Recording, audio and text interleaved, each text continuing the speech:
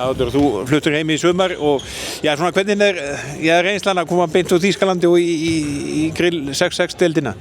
Það bara frábært. Frábært að vera að spila fyrir sitt heimafélag og uppeldisfélag. Og já, bara auðvitað mikil breyting en ég mjög ánægður það sem ég í dag. Og þetta náttúrulega hefur bara gengið vel og hjá þér og liðinu? Já.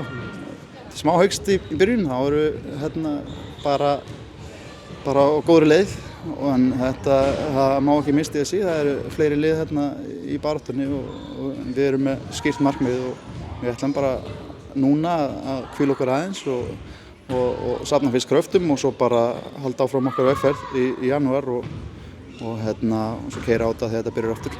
Þetta eru 8 sigurleikir núna í röð þegar mér telst rétt til.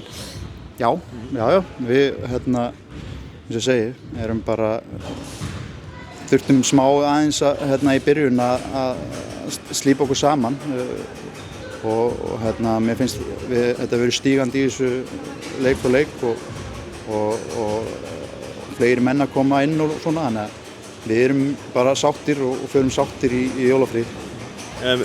Það náttúrulega eftir langa útiveru þá hefur maður ýmislegt breyst í handboltanum heima eins og annar staðar? Já, það handboltinn breytist bara, það er bara hannig og ég held að það er kannski aðalega hraðinn sem hefur breyst en það er líka bara úti og handboltinn hann breytist bara bara alls staðar. Svo en bara gaman að vera komin í heim og spila í höllunum heima og bara frábær tilfinning.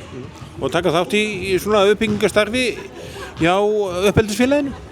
Já, ég er yfirþjálfari yngri flokka hjá Þór og svona langaði líka að koma heim og hjálpa til bara í bæði unglingastarfinu og auðvitað hjá meistaraflokkum líka. Þannig að ég bara er þakkláttur fyrir að geta klárað, ég vil ekki segja síðustu ári mín, mér finnst ég nóg eftir en allavega eiga það möguleika að spila með Þór og vonandi bara er framtíðin og ég bara býst við því að framtíðin er björt hjá okkur og við erum með markmið og við ætlum að fylgja þeim eftir í framtíðinni næstu árum.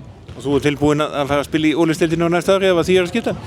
Já, það er stefnan en það eins og ég segi, það er langur vegur framöndan að við eigum eftir erfiða leiki á nýja ári en það er bara upp áfram og þegar nýtt ár fer af stað.